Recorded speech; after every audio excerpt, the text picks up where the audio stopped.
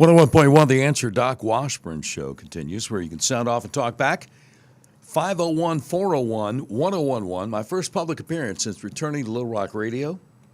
Be this Saturday, 2 p.m. Salem Media's annual Faith and Liberty Summit at the Four Points Sheraton in Little Rock. My friends Dave Ellswick, Steve Marston, and our national talk show host, Hugh Hewitt, are also scheduled to be speaking there, but I'll be speaking at 2 o'clock. Don't miss it. If you're concerned about violent crime in Central Arkansas, I say if you're concerned about violent crime in Pulaski County, let me narrow it down for you. If you're concerned about violent crime in Little Rock, we have the state director for Arkansas for a group called Right on Crime we're going to be talking to at 3:35 today. Why do I keep on doing Mountain Time instead of Central Time? I don't know what's wrong with me. At 4:35 today. I know. Alan Jackson and Jimmy Buffett said it's 5 o'clock somewhere, but that's not going to help if I'm confusing my listeners. Anyway, Will Cheatham, Right on Crime. We're going to talk about what to do about crime in Arkansas, and specifically Little Rock, coming up at 4:35 today. All right, now, what are we to make of the election results from last night, in which New Jersey elected a woman governor who believes that parents should not be allowed to opt their children K through 12 out of LGBTQ stuff? Well, obviously, New Jersey voters don't care about that. They don't mind kindergartners being indoctrinated into all kinds of perversion. Now, you can say all you want. Well, Doc, look, most people don't pay attention to issues. A lot of people who voted for Mikey Sherrill for governor of New Jersey have no idea that she believes that. Hey, that's their fault. I was in New Jersey the summer of 2012. I was filling in / auditioning for the morning show gig at a big contemporary Christian music station up there that covers half the state and a lot of the New York City metropolitan area. So I understand about people being willfully ignorant about what's going on around them.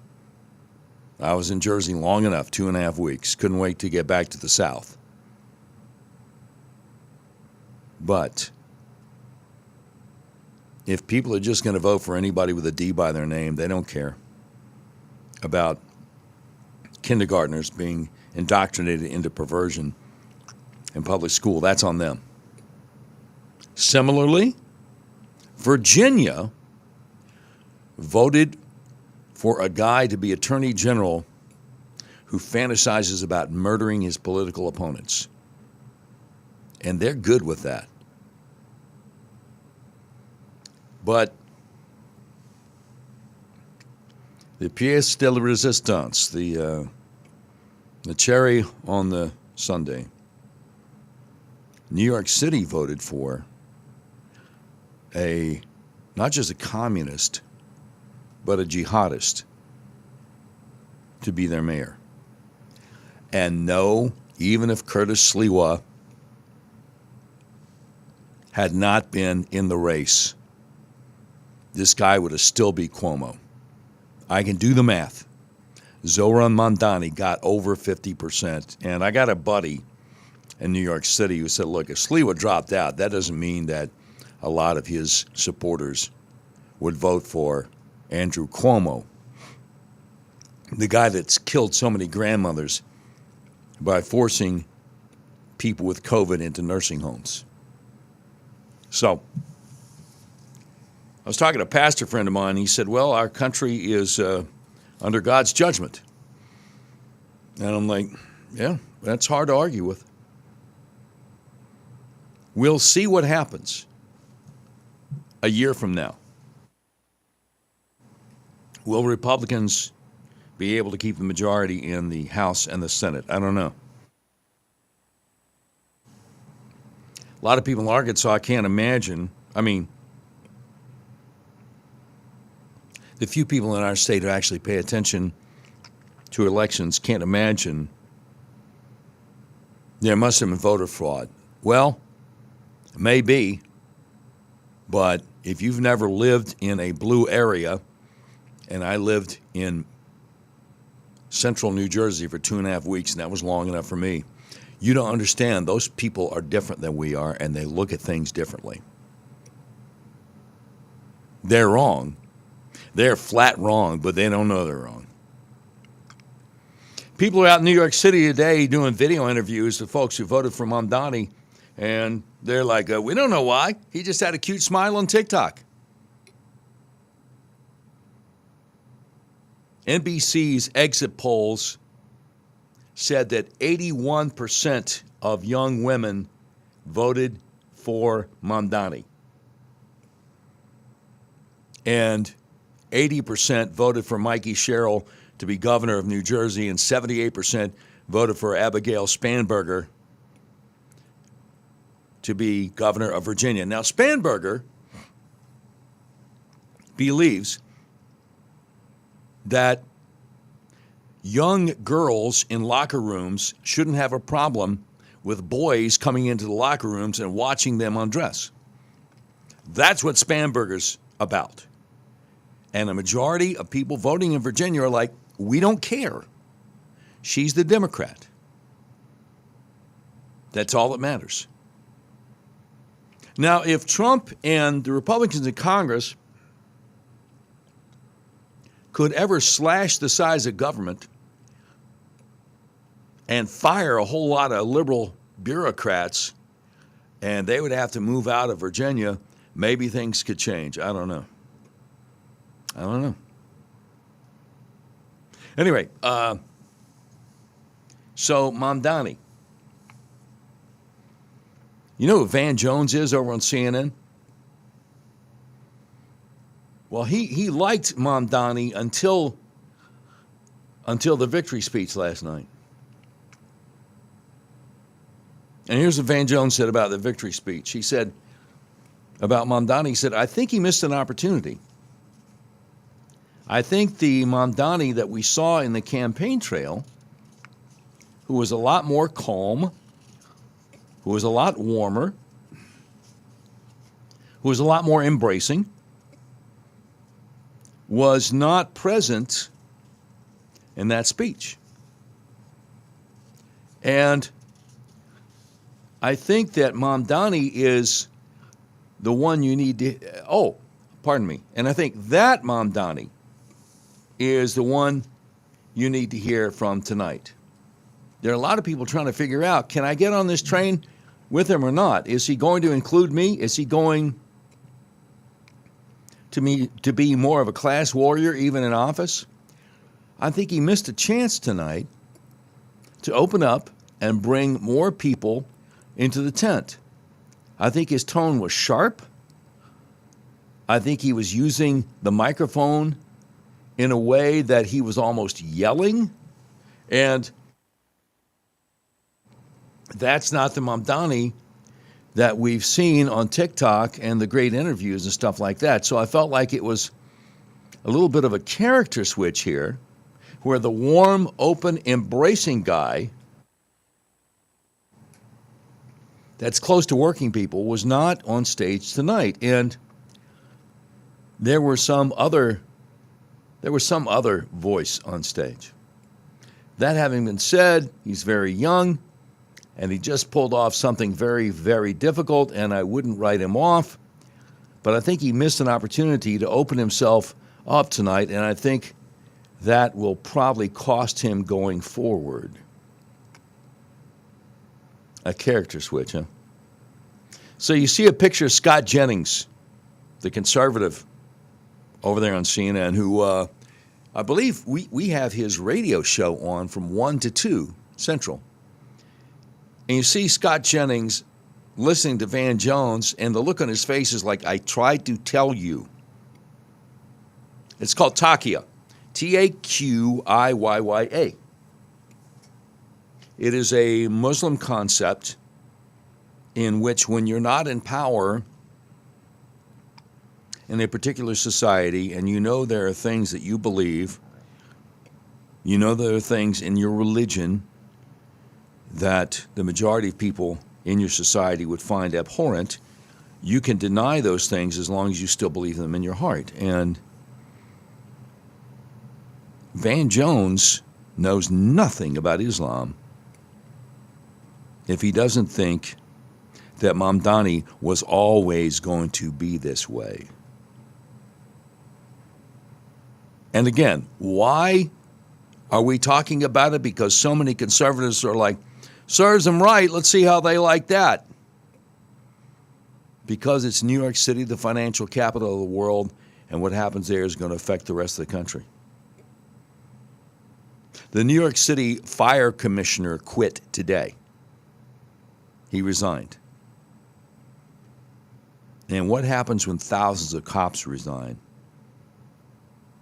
Because they don't want some civilian review board filled with Mamdani fans just say you don't get a pension because we don't like cops. You don't have any idea how bad New York City's going to get. And are they bringing it on themselves? Yeah, but it's still going to affect the rest of the country. All right, so we got a lot more to talk about. And again, looking forward to talking to Will Cheatham right on crime at 4:35 today. If you want to sound off and talk back, number to call is 501-401-1011. Doc Washburn is on 101.1 The Answer.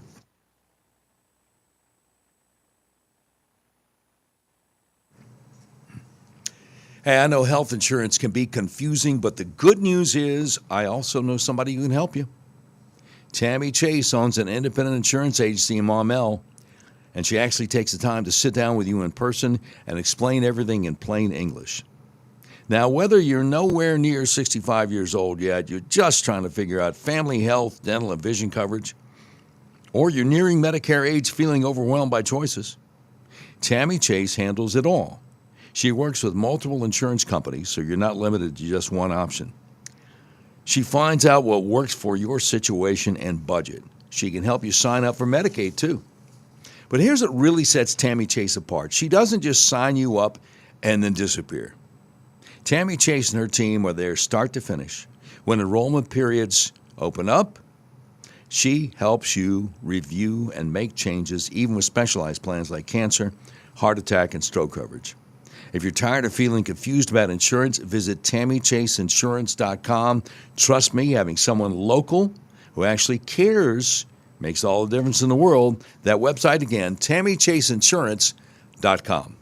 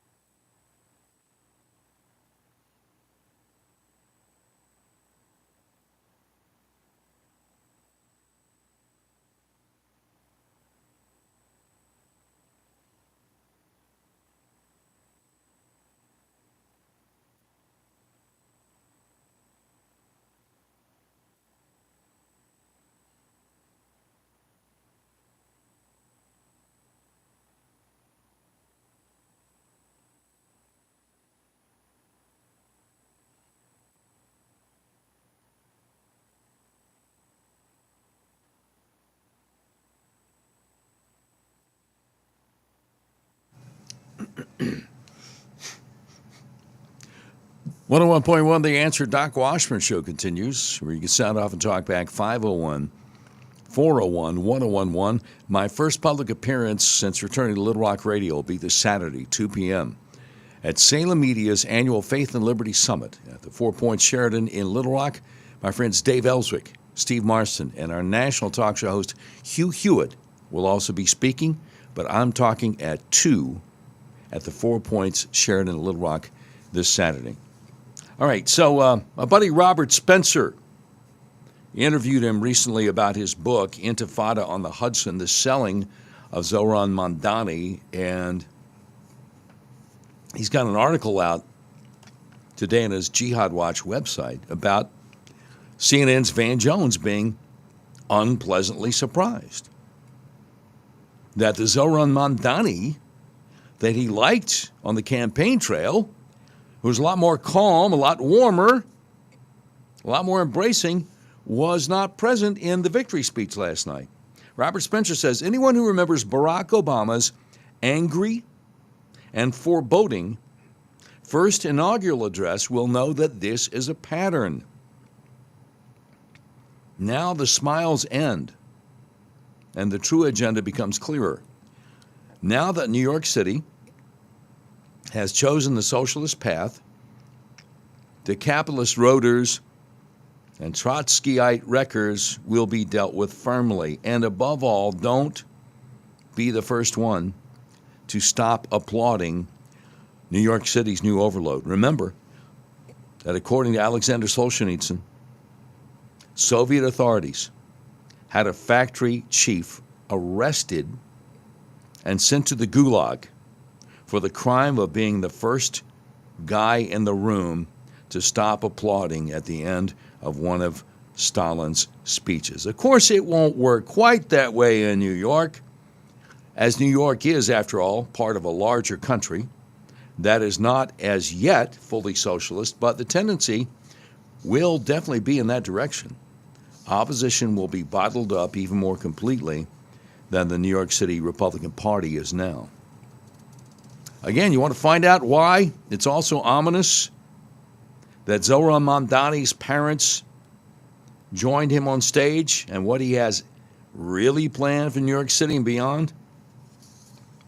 Get Robert Spencer's new book, Intifada on the Hudson, The Selling of Zohran Mamdani.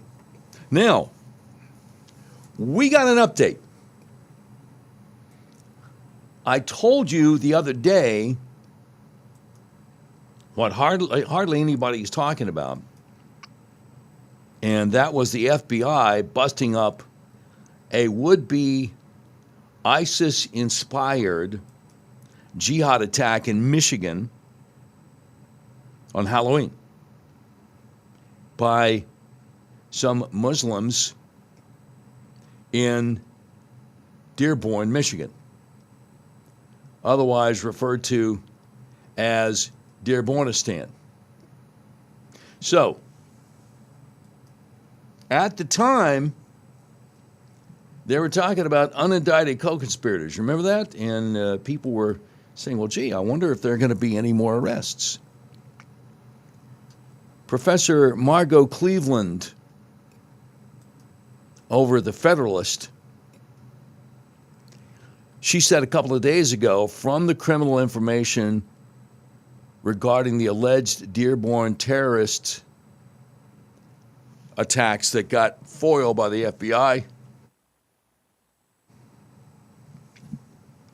it looked like there was going to be more. And sure enough, today, early this morning, Margot Cleveland said, if you read the criminal information regarding the alleged Halloween terror attack, there's still many other subjects likely under investigation. I would wager there's going to be much more to come, and I'd also wager some of it is in the sealed indictment that she linked to. And then that was first thing this morning.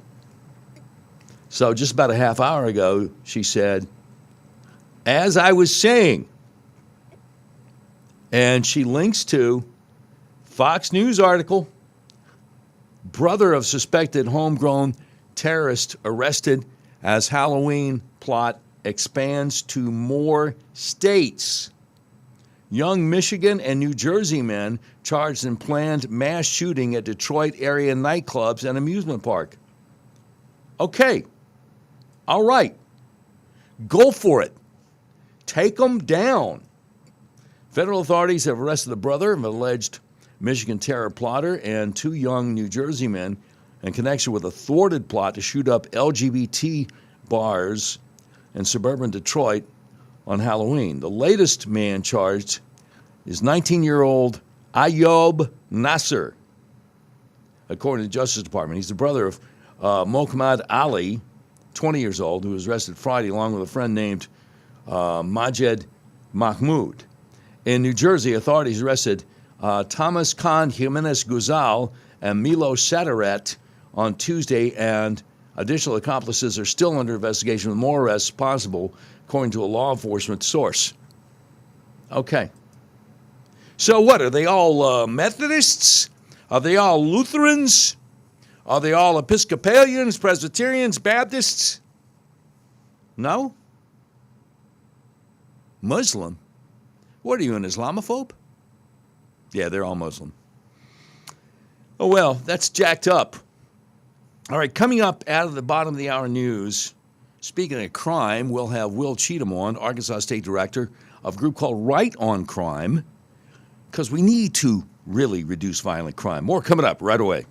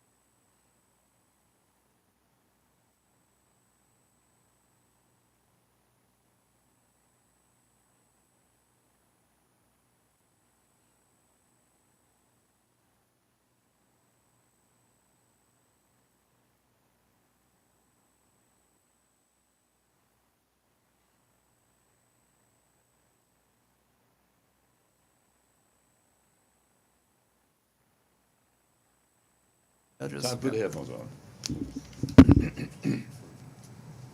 101.1 The Answer, Doc Washburn Show continues. You can sound off and talk back.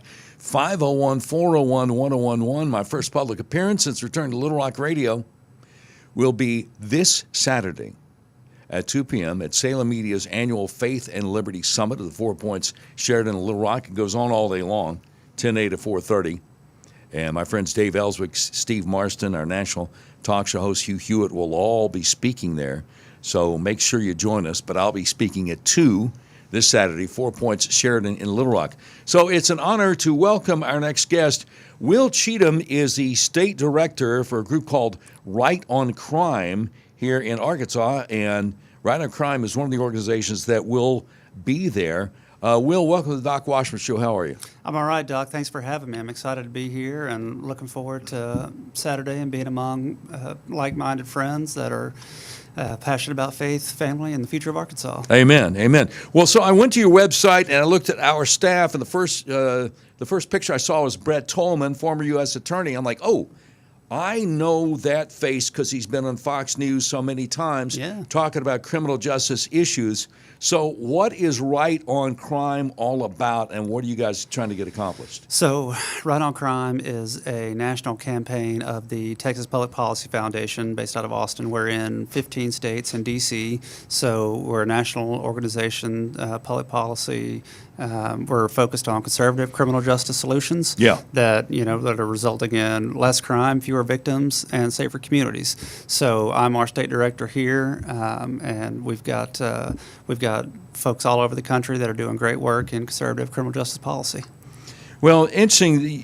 You mentioned conservative criminal justice solutions because liberal criminal justice theories never work. And they always make things worse. Right. And you look at Chicago, you look at Philadelphia, you look at Oakland, California, wherever you want to go, Portland, Seattle, whatever. It's just, it's horrendous.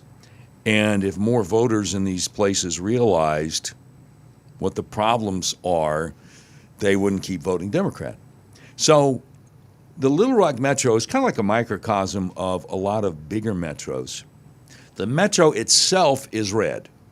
Little Rock itself is blue. And so, amazing. You have a much worse violent crime problem in Little Rock per se than you do in the surrounding counties. What? And maybe this is an unfair question, but what can you do about folks who keep on voting blue? I realize theoretically mayoral races are supposed to be nonpartisan, but the mayor of Little Rock certainly doesn't act nonpartisan. What can you do when your situation, you got a red state, but the biggest city right in the middle of it is blue? Is there anything we can do? Well, here's what I think you can do, and this is one thing that I'm focused on is, our it's no secret that our recidivism rate is really high. Yeah. And it's 46% within 3 years or going back. So here's what I'm focused on and what I'm passionate about is you can put a lot of work into the reentry space and reentry facilities.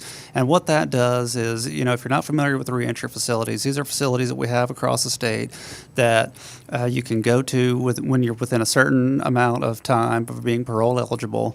You go there, you complete your time there, and while you're there, you get a job, you get, you're getting counseling, you're getting rehab, you're getting prepared to reenter society. Yeah. And we are very well situated to do more of that here. Okay. And you can really focus on getting people rehabilitated so that they stop coming back and we stop having to spend all this money. Yeah, absolutely. Talking to Will Cheatham, Arkansas State Director, Right on Crime, one of the groups that is scheduled to be with us at Salem Media's annual Faith and Liberty Summit, 4 Points Sheraton in Little Rock this Saturday. It's really concerning because a lot of times people don't think about, especially people who have never been in trouble with the law, they don't think about the fact that and by the way, I've been remiss in my duty. Will has actually already been a prosecutor in some other counties in Arkansas, so he knows wherever he speaks. A lot of people don't think about the fact that a lot of the people who go to jail are not going to be in jail all their lives. Right. So, as you alluded to, okay, somebody makes a mistake, commits a crime. It's not a mistake, they didn't intentionally, whatever, but they're going to be out in 2, 3, 4, 5 years. And we'd like to see them not do that again. And so it's very important to try to figure out what to do with them. Right, and that's where reentry comes in, because what we don't want is to just continue this cycle where we're spending all this money. It costs a lot of money. It costs taxpayers a lot of money to house these folks. Yeah. And so, and that's where reentry can come in, is we can really focus on making sure people, they're incarcerated, they're going to do their time. Justice is about just as much about accountability as it is anything else. Right. But we're going to make sure that they're not coming back. That is the ultimate goal. Yeah, absolutely. Now, when you see situations like Charlotte, North Carolina, a few months ago, a young lady who was she and her family had left Ukraine, tried to get away from the war, come to the U.S., wind up in North Carolina. She just got off work at a pizza place. She's in a light rail, sitting there just oblivious to her surroundings. She's on her earbuds. And a guy who had been in jail for violent crimes and continued getting let out on little or no bail, murders her. Just slices her throat. And since then, I've been seeing a lot of folks in the Charlotte area on Twitter saying, here's another one, here's another one, here's another one, here's another one. Does this just make you crazy, not only as a citizen, but as a former prosecutor? And do we have similar situations anywhere in Arkansas? Yeah, it drives me crazy. It's absolutely terrible, and that's where our bail system across the country is failing and not doing the job. That these folks need to be held. When you have they're not properly, risk is not being assessed. We don't need to be letting people out who have demonstrated histories of violence and risk. So it's just it drives me crazy. Well, any logical, sound person with empathy for victims, I just didn't know if that is a situation in Little Rock also, because from time to time we do hear complaints about people's criminal complaints not being taken seriously in Little Rock, and I just didn't know. We don't hear about it here like in places like Charlotte, North Carolina, which again, very blue city in the middle of a red metro, or Chicago or Philly or whatever, where family members of murder victims are like, wait, why was this guy even out walking the street? He should have been in jail for a few more years. And I don't know. I mean, there was a situation down in Texarkana about 10 years ago where a guy was in jail and murdered a jail employee down there and severely beat another one, both females. And I got curious about that recently, and I looked on Arkansas Court Connect to see what would happen with this guy. And he's still in and out 10 years later, not out of custody, but they're still trying to figure out if he is mentally fit to stand trial. I'm like, man, come on. He murdered one woman and severely beat another one, and 10 years later you're trying to figure out if he's mentally fit to stand trial. Do you understand? And again, most of us don't understand the ins and outs of the criminal justice system, but do you understand how people can get frustrated when they see a situation like that? Yeah, absolutely. Because victims aren't getting closure. I'm big on victims' rights. And to have to prolong that process for 10 years, I mean, that's crazy. It is. And I think, the victims aren't being heard. And, it's the whole thing with the just, it goes on and on and on. It's just, it's not good. Yeah, so the guy who allegedly murdered Irina Zarutska there on the light rail in Charlotte, I think Harmeet Dillon, the head of the Civil Rights Division at DOJ, it occurred to her, okay, now wait a minute.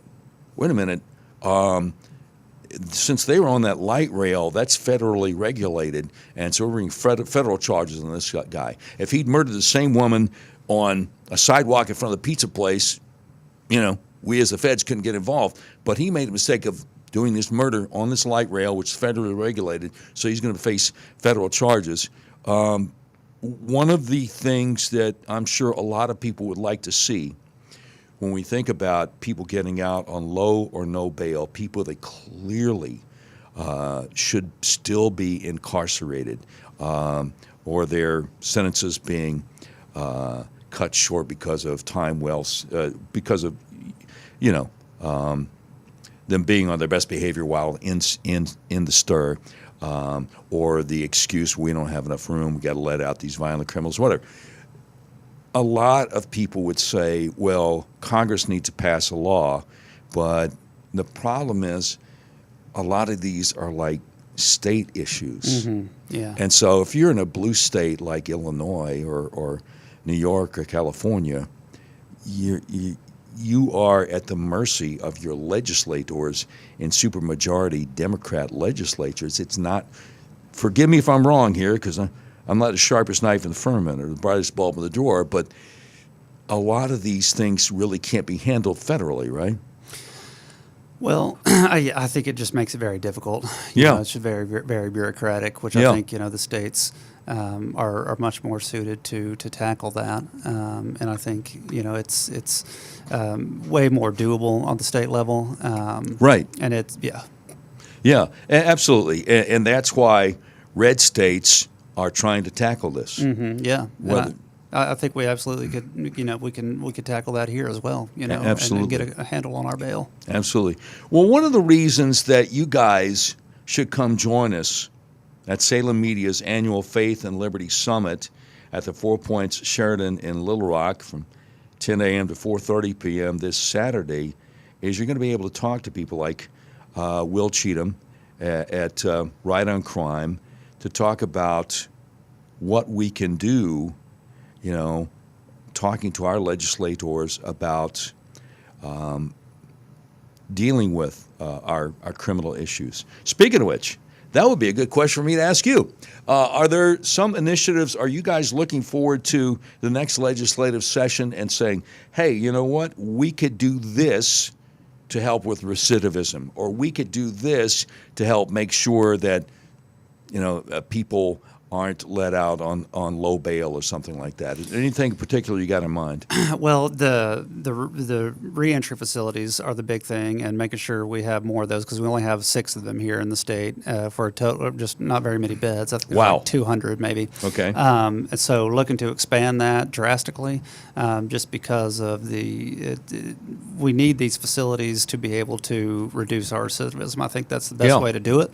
I think it's the most cost-effective way to do it.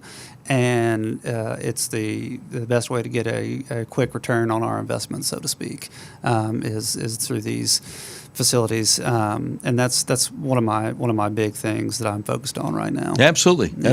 And when you think about it, that is the opposite of soft on crime. Right. Again, a lot of people are going to go to jail 2 or 3 years, whatever. Then they're going to get out, and anything we can do to encourage them to turn their lives around and not just do it all over again, the recidivism, I think should really be applauded. Will Cheatham, Right on Crime. I guess the website is rightoncrime.com. That's right. Yep. Fantastic. And you're going to be there with us all day long. That's right.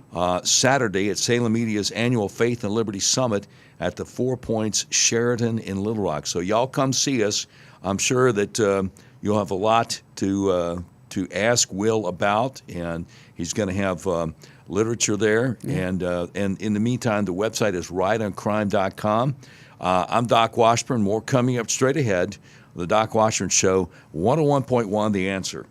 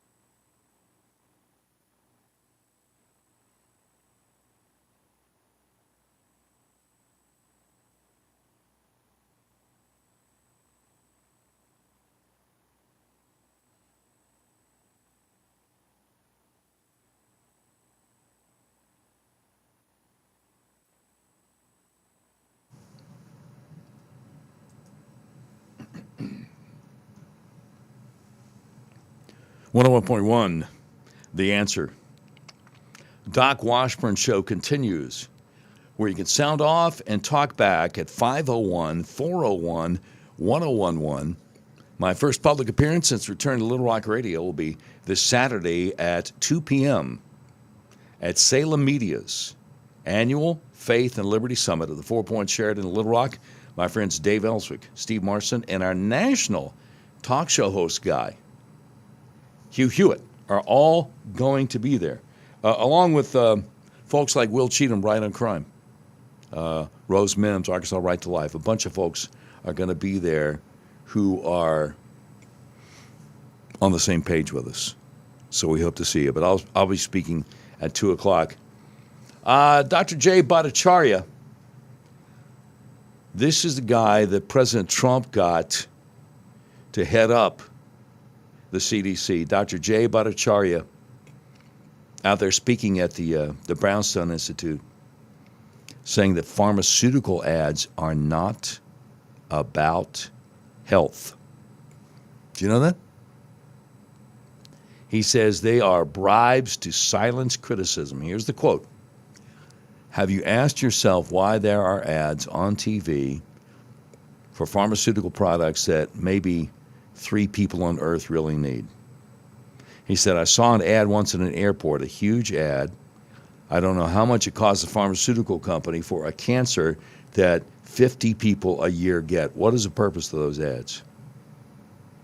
The purpose of those ads is to make sure that the media where they put those ads do not criticize the pharmaceutical companies in ways that they otherwise would do. Essentially, it's a bribe. So the press then serves large political interests and large corporate interests. And I read recently the U.S. is one of like 2 countries on the earth in which pharmaceutical ads are legal. I think it's USA and New Zealand. Nowhere else. Nowhere else. That's alarming. But again, the election results from last night are also alarming. And, it's horrifying what is probably getting ready to come down the pike in New York City, that the people who voted for Mamdani, a lot of them now, have no idea. No idea what's coming down. The New York Fire Commissioner resigned today following the Zohran Mamdani election victory last night. Just hours after he won, Nazi swastikas were drawn on the Mogen David Yeshiva on McDonald Avenue in Brooklyn. Nothing's going to happen about that either. Nothing is going to happen about that. But what about with police? The great independent journalist out there, Zeke Arcom, says just about every NYPD cop I've spoken to has told me they're putting their papers in to leave. They're not about to stay in a city where the mayor and the people who elected him openly hate them. It's cool, though, when you're getting assaulted, robbed, or raped, a social worker, maybe a violence interrupter, is going to show up and make everything all right. Elections have consequences, and you're about to get a major consequence. So Governor Ron DeSantis, Florida, responded to that tweet, and he said, the $5,000 recruitment bonus we give to new police officers in the state of Florida will be used by a number of these NYPD officers. There is no reason to risk your life serving when the mayor hates you and believes that your department shouldn't even exist. Do you hear what Mamdani said about prisons and jails? Why they should be closed down? Zohran Mamdani, newly elected mayor of New York City, says prisons and jails should be closed down because violence is an artificial construct. Producer CJ, did you realize that violence is an artificial construct? That's what the incoming mayor of New York City said. I mean, talk about being completely out of touch with reality. But again, I need to say something now to all these people who say that 24 years after the September 11th, 2001 attacks in New York City has forgotten. They said never forget. They have forgotten. The people born and raised in New York City voted against Mamdani. It's the foreigners who voted for him.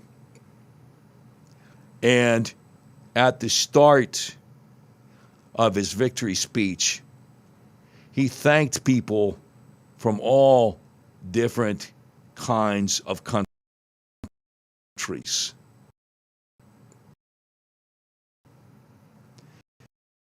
Yeah, he thanked Uzbek in Trinidad, the American citizens born and raised here.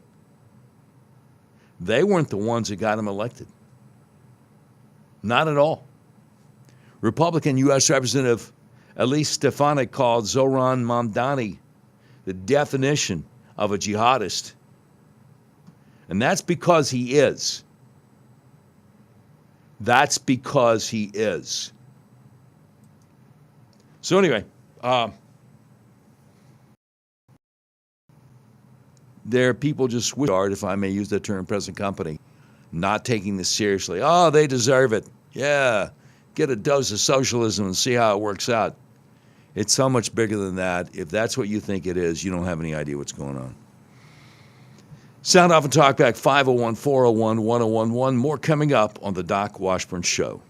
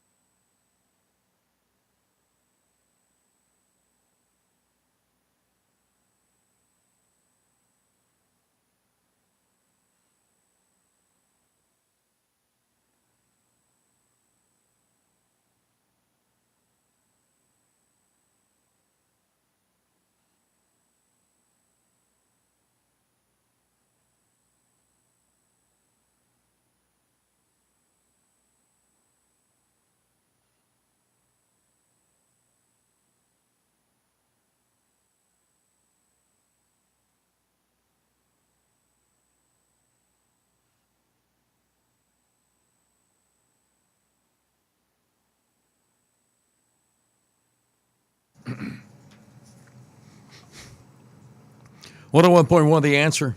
Doc Washburn Show continues. You can sound off and talk back. 501-401-1011. My first public appearance since returning to Little Rock Radio will be this Saturday at 2 p.m. Salem Media's annual Faith and Liberty Summit at the 4 Points Sheraton in Little Rock. My friends Dave Ellswick, Steve Marston, and our national talk show host Hugh Hewitt are also going to be speaking, but I'll be speaking at 2. Again, 4 Points Sheraton in Little Rock this Saturday. Don't miss it.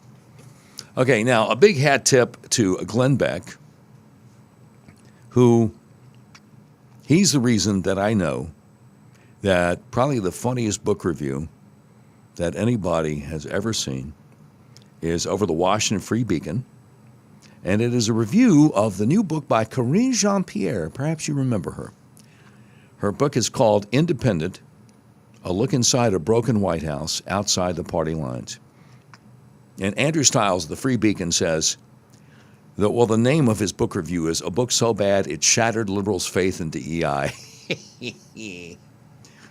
And here's what he says. Karine Jean-Pierre, and I'm pretty sure I've never read a book review on the radio before, but this is just that good. Karine Jean-Pierre can't stop making.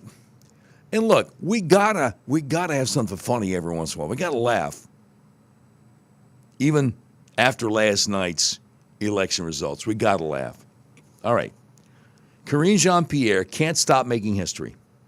Earlier this year, the former White House press secretary became the highest-ranking, openly queer, French-born black woman with a hyphenated surname to publicly renounce the Democrat Party for being so mean to Joe Biden. She's the only black female lesbian immigrant to publish a book about her time in the Biden administration. It is the worst political memoir ever written in the history of the English language. This is not hyperbole. It's an especially vacuous genre and highly competitive, to be sure. But imagine writing a book so bad it could shame Democrats and liberals into second-guessing their cult-like devotion to diversity, equity, and inclusion, DEI. That's what Karine Jean-Pierre has done with her new book, Independent, A Look Inside a Broken White House Outside the Party Lines. In 2022, Karine Jean-Pierre's promotion to White House press secretary was hailed by Democrats and journalists, to the extent there's a difference, as a triumph for diversity and representation. She's now widely viewed, in the words of a reporter who worked with her, as, quote, the most incompetent and irrelevant White House press secretary ever, unquote. Former colleagues describe her as ineffectual, unprepared, and kind of dumb. Looking back on the great awakening of 2020, one can't help but marvel at what Karine Jean-Pierre has managed to achieve. Democrats are finally starting to connect the dots, casting Karine Jean-Pierre as a cautionary tale of what can happen when a desire to make history takes precedence over everything else. Zaid Jilani, former blogger at the left-wing Center for American Progress, and pretty sure a guy who's blocked me on Twitter, said if Democrats really want to help minorities, they have to stop defending incompetence. Karine Jean-Pierre was never good at her job, and it took progressives 4 years to admit it. Now, Karine Jean-Pierre's book tour, if you can call it that, has been described as a car crash of nonstop cringe. She fumbles her way through interviews, repeatedly invoking her lived experience as a trailblazing black woman and openly gay pioneer. The same people who celebrated her historic promotion and the first to denounce her critics as bigots are now rolling their eyes. A former White House colleague told Politico Every time she falls back on identity politics instead of actually answering questions, she reinforces the worst stereotype about Democrats. Now, that's truly remarkable that somebody would even admit that. Karine Jean-Pierre's egregious performance in an interview with the New Yorker's Isaac Chotiner, one Democrat strategist likened it to Mike Tyson fighting a baby. That interview has forced many liberals to embrace the possibility that perhaps Karine Jean-Pierre may have been utterly unqualified for her job. Liberal journalist Jordan Weissman wrote, "I don't recall her ever transforming into a dervish of complete nonsense like this on the podium, but maybe I wasn't paying close enough attention." Fact check. He clearly wasn't paying attention because she's always been like this. One of many examples. After using the phrase, Joe Biden, blah, blah, blah, to deflect a simple question about the thesis of her book, Karine Jean-Pierre told the New Yorker's Isaac Chotiner in their interview, the broken White House referenced in the subtitle of her book is actually a reference to Donald Trump's administration, not the one in which she actually served. It's a strange thing to lie about, something a clueless person might blurt out when she got flustered, but in the author's defense, even a semi-talented communicator would struggle to defend this drivel. Okay, now wait a minute. The name of the book is Independent, A Look Inside a Broken White House Outside the Party Lines. Well, she wasn't inside the White House when Trump became president. It would have to be the Biden administration. It doesn't make any sense that she's like, oh, no, broken White House, that's referring to Donald Trump's administration. No, you don't have a memoir from working in the Donald Trump administration, the Biden administration. But I digress. Back to the book review from the Washington Free Beacon. Readers may be surprised to learn that Karine Jean-Pierre became a professional spokeswoman because she was even less capable in a different field.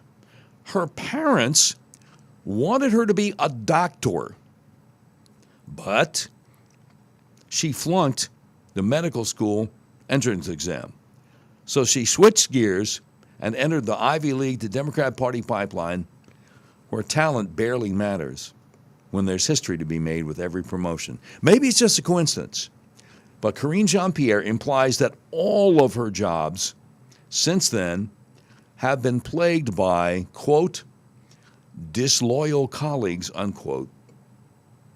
They're disloyal because they questioned her competence. Imagine that. Well, you know, eventually,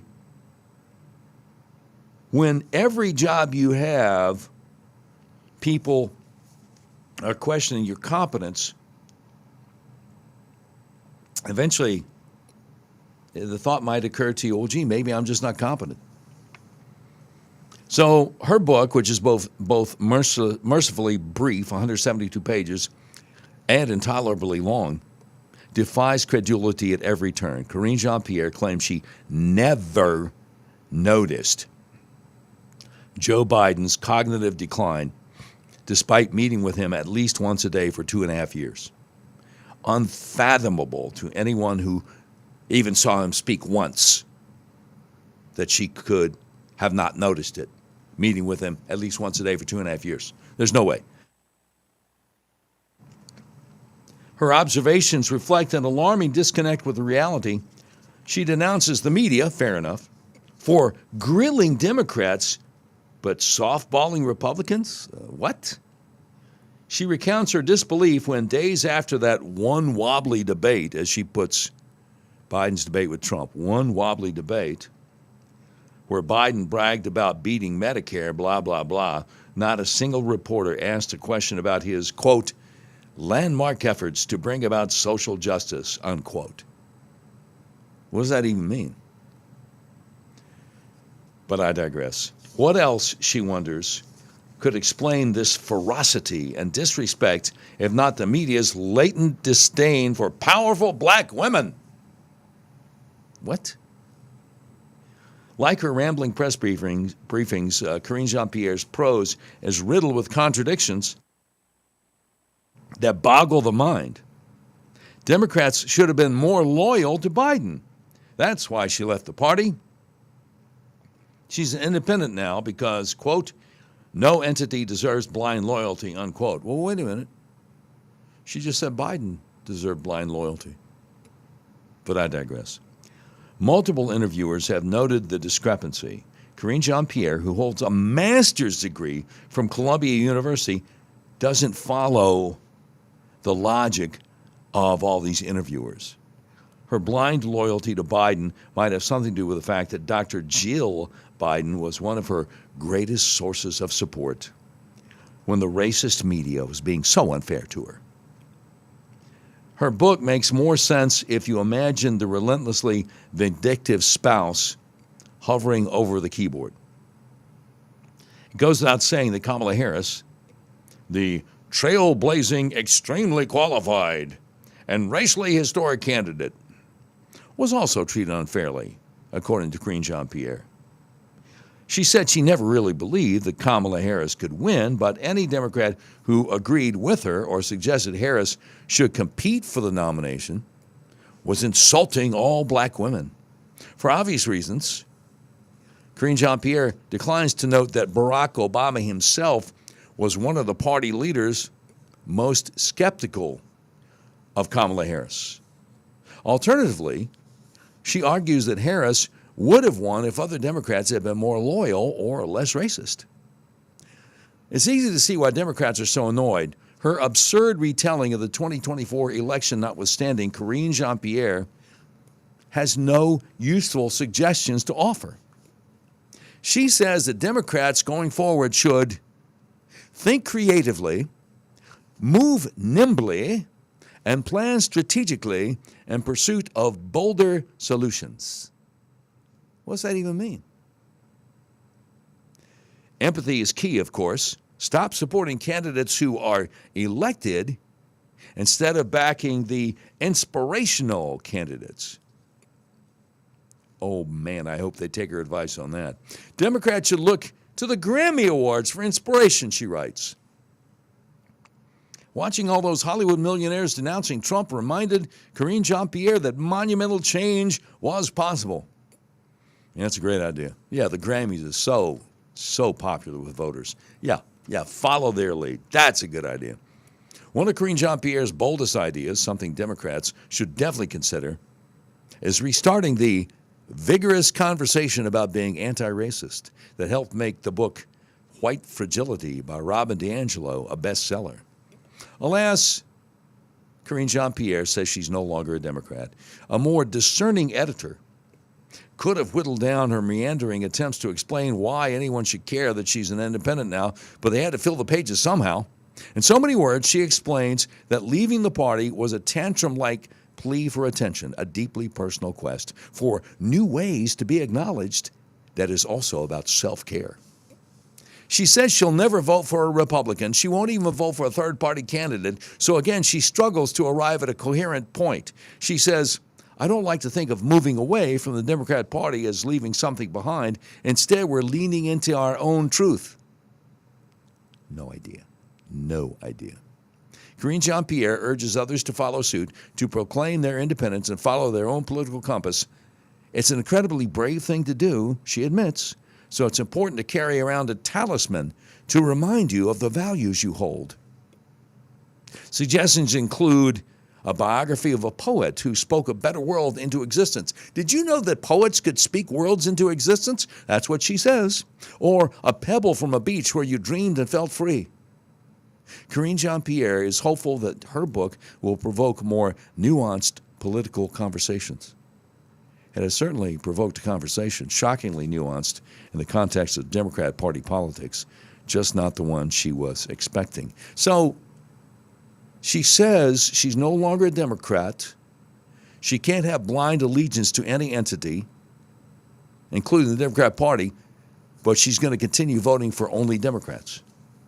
And when interviewers, liberal interviewers, try to point out the contradiction, she acts like she doesn't know what they're talking about. And she probably doesn't because she's just not that bright. All right, hat tip to Glenn Beck. Thank you for letting the world know that this book review from Andrew Stiles over Washington Free Beacon of Karine Jean-Pierre's latest monstrosity is out there. I found it amusing. All right, as always, you want to sound off and talk back. Number to call is 501-401-1011. The Doc Washburn Show continues on 101.1 The Answer.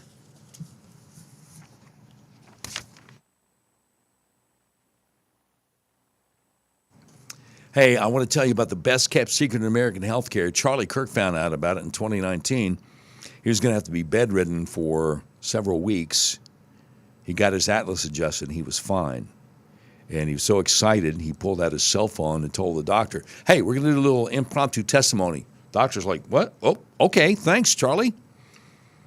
My doctor down here in Central Arkansas, Dr. J.R. Crabtree, does the same thing that Charlie Kirk's doctor up in the Chicagoland area does. Let me tell you how it works.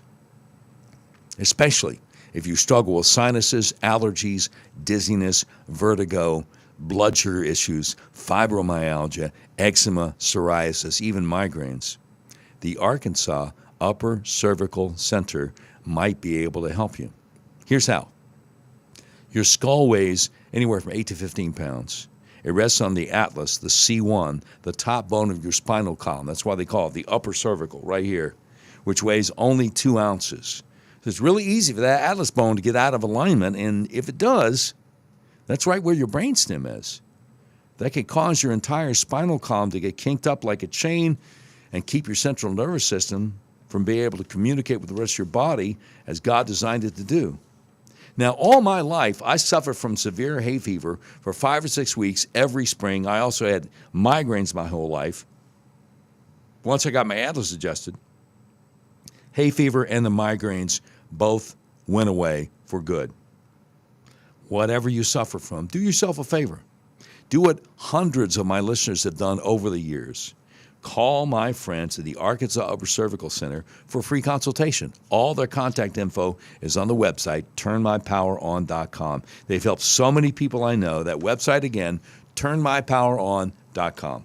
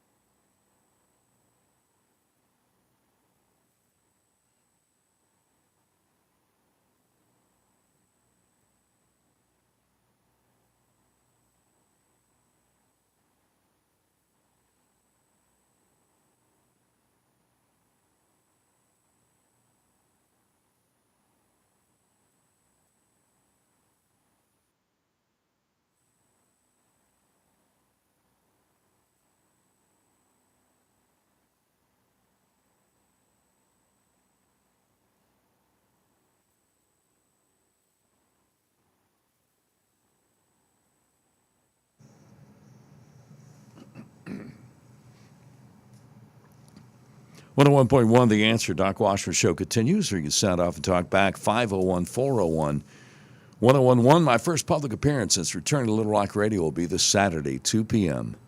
at Salem Media's annual Faith and Liberty Summit at the Four Points Sheraton in Little Rock. My friends Dave Ellswick, Steve Marston, and our national talk show host Hugh Hewitt will also be speaking there.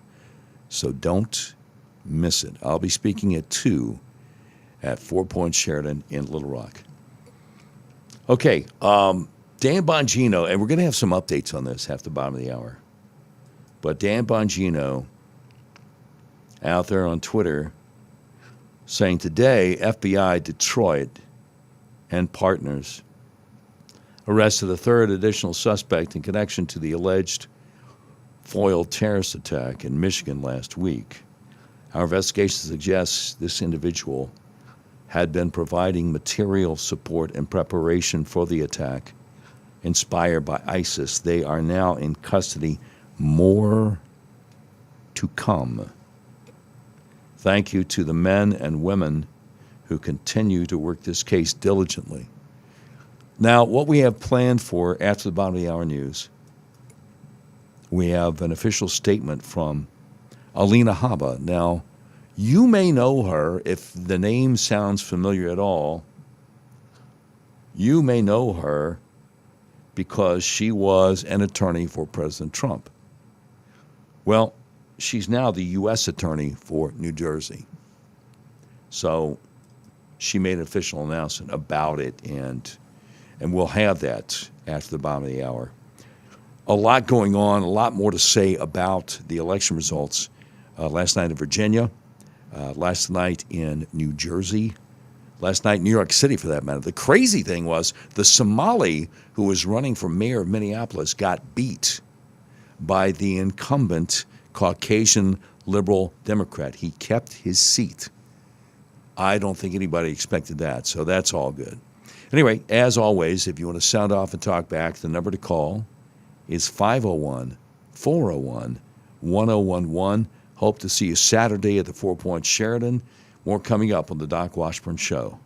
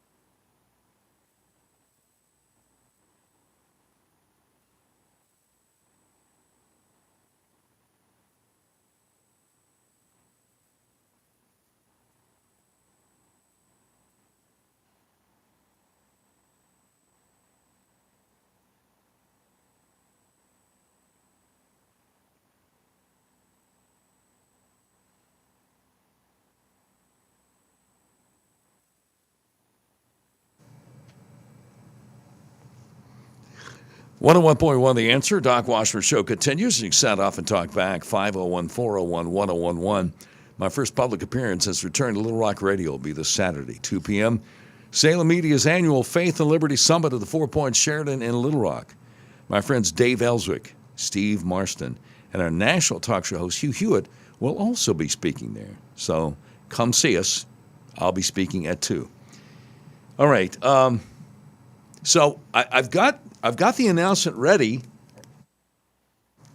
from Alina Habba, U.S. Attorney from New Jersey, about the jihad arrests. Should we do that first, or should I do the breaking news that I just found at the DIMGAS first? Because, I mean, I just can't believe what I just saw in the paper. Well, I tell you what. Say the best for last. Yeah. We'll do the local one here in a little bit. All right. We had the story last week of a couple of guys who the FBI alleged wanted to do a jihad attack on Detroit area nightclubs on Halloween. And so the FBI stopped it. They arrested them. But they're like, hey, this is probably not the end of it. There are probably some other ones. So the great Alina Habba, former personal attorney for President Trump, now U.S. Attorney for New Jersey, has something to say. Now, this is 3 minutes long, but don't worry. I'm not taking a bathroom break. I'm not going downstairs to get a bottle of water. I'm right here, and I will have some things to say after this 3-minute announcement from U.S. Attorney for New Jersey, Alina Habba. Here she is.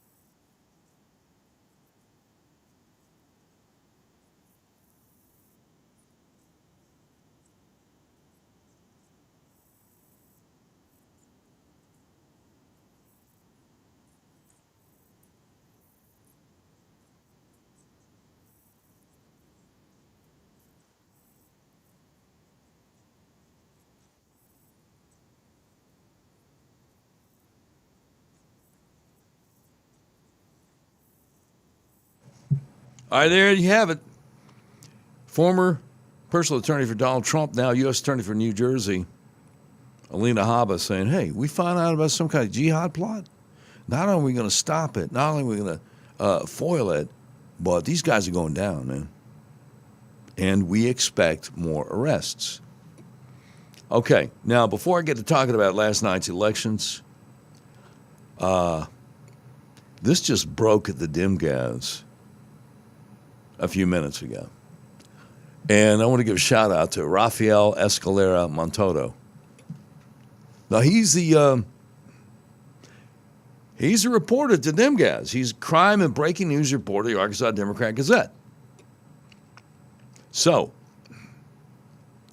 here's what it says. Well, the title of the article is just remarkable to me. Arkansas PBS Public Affairs Director arrested on meth charge. For real? Now, let me just remind you that all arrestees, I say all defendants, I say all perps, allegedly, are presumed innocent until proven guilty in a court of law. Now, since we're not in a court of law, you can have your opinion about his guilt or not guilt, and that's fine. But I'm just sharing with you what our buddy Rafael Escalera Montoto just wrote over the DimGaz less than 2 hours ago. The director of public affairs at Arkansas PBS was arrested this week after sheriff's deputy reported finding suspected methamphetamine in his automobile during a traffic stop. 54-year-old Michael Hiblin. Bro, you need to calm down by the time you hit 54. You know what I'm saying? I mean, when I was a child, I thought like a child, acted like a child, but, you grew up and you stopped monkeying around with stuff. You know what I'm saying? Well, he's got a job.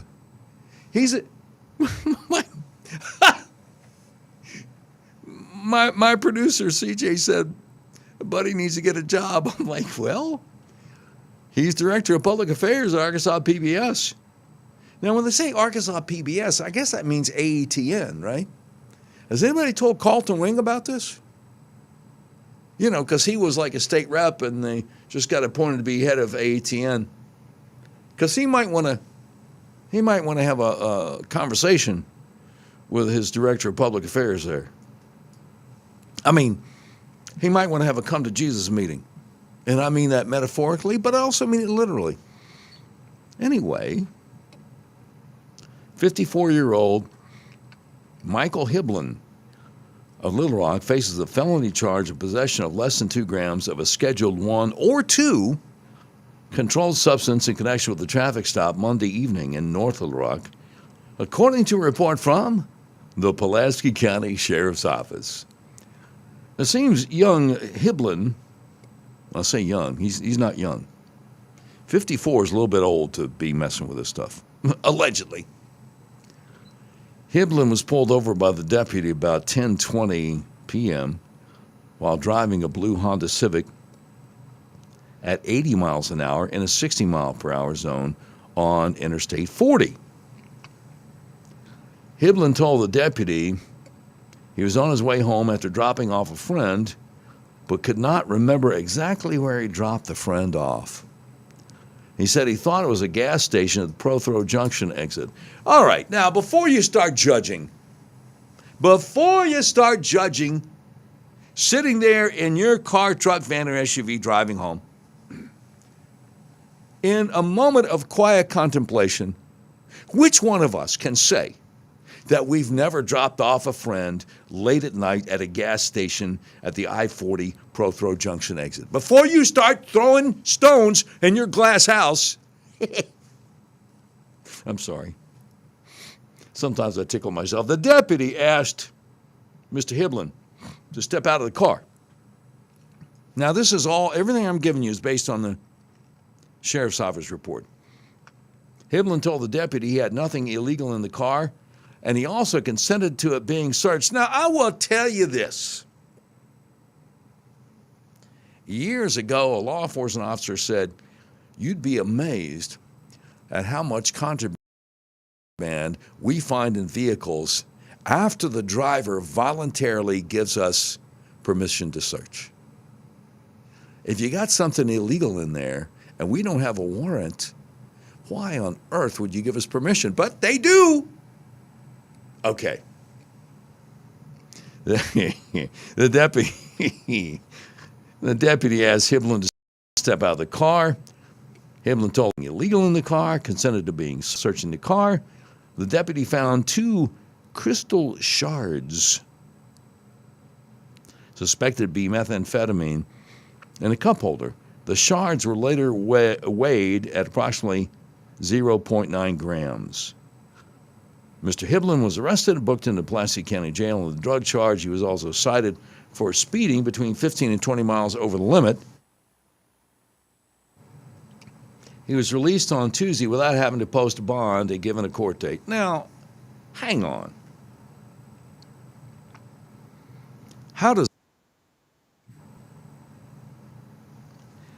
I've seen people,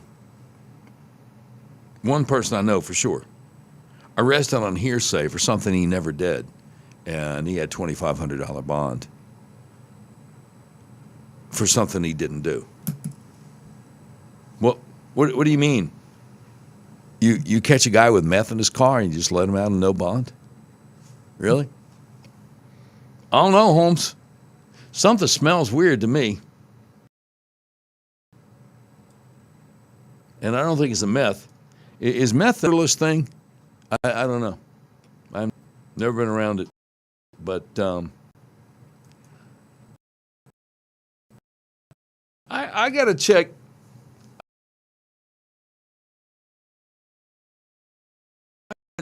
I mean,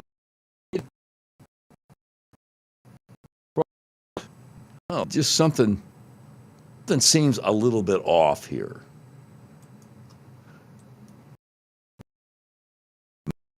Meth. Now, I'm wondering if perhaps if maybe they would have given him some kind of bond. Well, nope, he's still on LinkedIn, Director of Public Affairs. Full-time, Arkansas PBS. I don't know. And before that, he worked at that 89.1 station, the university station. Before that, Miami Herald, radio news reporter for CBS News. He's been all over the place, but I don't know, Holmes. Now, look, here's the deal. If he goes before a jury of his peers and is found not guilty, and the shards weren't meth after all, he wants to come on the show and talk about it and say, hey, man, they set me up. Hey, man, that wasn't meth, and they proved it wasn't meth, and I am clean as a whistle, and I need to, rehabilitate my my reputation because I didn't do what they said I did. Mr. Hiblin, you want to come on the show and talk about it? That's fine. You want to come on the show before the trial and talk about it, as long as it's cool with your attorney. Now, I've had people over the course of my talk radio career who have been charged with something, and they're like, this isn't fair, this is wrong, I didn't do it. And maybe they did, maybe they didn't, but I'm like, hey. Look, it would certainly get me some attention if you come on my show to talk about your criminal case here, but I'm not going to do something that I think would be immoral or unethical. In other words, take advantage of you. Talk to your lawyer first. If you come on the show, then great. If your lawyer thinks it's a bad idea for you to come to the show, but he's willing to come to the show to talk about the case, we'll do that. If your lawyer says, no, I don't think either one of us should go on some knucklehead's talk show until after the trial, okay, well, then I'll wait. I'll be like Van Halen. I'll wait. Anyway, Michael Hiblin, you want to come on the show, talk about it, as long as it's okay with your lawyer, that's fine with me. All right, As always, if you'd like to sound off and talk back, 501-401-1011 is the number to call. The Doc Washburn Show continues on 101.1 The Answer.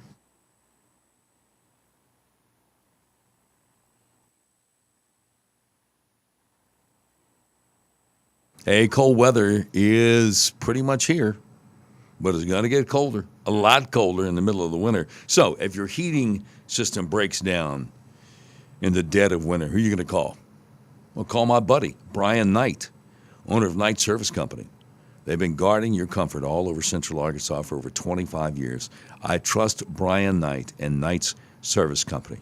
They're a family-owned HVAC business that has built their reputation of Christian principles, honest service, and putting customers first. Whether it's air conditioning, heating, or refrigeration, if it heats or cools in your home or business, they fix it or they can install a new unit, and they handle residential and commercial.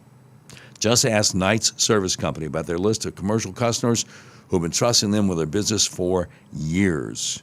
They service all makes and models. They're fast, they're affordable, and they have honest solutions. Knight's Service Company, guarding your comfort all over Central Arkansas for over 25 years. Visit knightsservicecompany.com. That's KNIGHTS, servicecompany.com.